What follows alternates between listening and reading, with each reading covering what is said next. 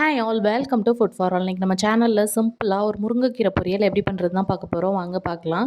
First ஒரு கடாயில் கொஞ்சமாக எண்ணெய் விட்டுக்கலாம். எண்ணெய் நல்லா சூடானதும் அதில் கடுகு தாளிச்சிக்கலாம். இது கூடவே ஒரு கைப்பிடி அளவு சின்ன வெங்காயத்தை நல்லா பொடிசாக கட் பண்ணி அதையும் ஆட் பண்ணிக்கலாம். சின்ன வெங்காயத்தை லைட்டாக வதக்குனதுக்கப்புறமா ஒரு 2 கைப்பிடி அளவு முருங்கைக்கீரையை நான் ஒரு 5 நிமிஷம் தண்ணியில் ஊற வச்சு நல்லா அலசி எடுத்துகிட்டு வந்திருக்கேன். அதில் உள்ள தண்ணியெல்லாம் பிழிஞ்சிட்டு நம்ம வெங்காயம் கூட இது முருங்கைக்கீரையை சேர்த்துக்கலாம்.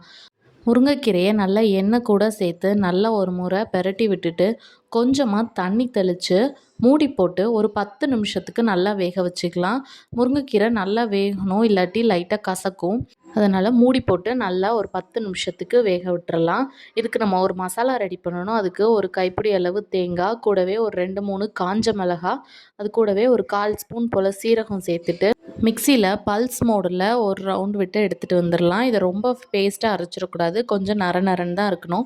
இந்த அளவுக்கு அரைச்சதுக்கப்புறமா முருங்கைக்கீரை நல்லா வெந்திருக்கும். இப்போ அது கூட இந்த மிக்சரையும் சேர்த்துட்டு தேவையான அளவு உப்பும் சேர்த்துட்டு ஒரு 2 நிமிஷத்துக்கு கிளறி விட்டுட்டு இறக்குனீங்கன்னா சூப்பரான முருங்கைக்கீரை பொரியல் ரெடி.